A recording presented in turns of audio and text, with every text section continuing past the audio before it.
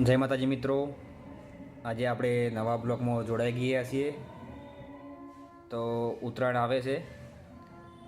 દરેક મિત્રોને બે હાથ જોડીને વિનંતી કરું છું કે વડીલો મિત્રો તમારા બાળકનું ખાસ ધ્યાન રાખજો, જેથી કરીને ધાબા પર પતંગ ચડાવતા પડી ના જાય મિત્રો.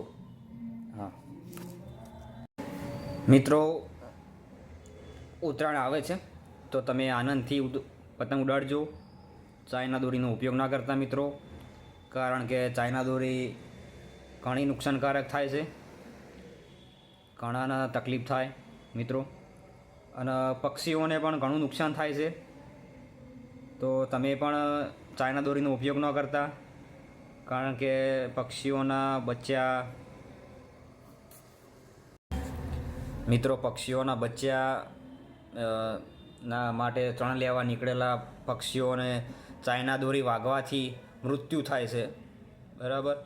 તો મિત્રો તમે ચાઇના દોરીનો ઉપયોગ ન કરતા, અને જેમ બને તેમ એવી જગ્યાઓ પર ચણ નાખી દેજો, એવી જગ્યાએ કુંડા ભરીને પાણી મૂકી દેજો, જેથી કરીને પક્ષીઓને બહાર જવું ન પડે અને કે એમને પણ તકલીફ ન પડે.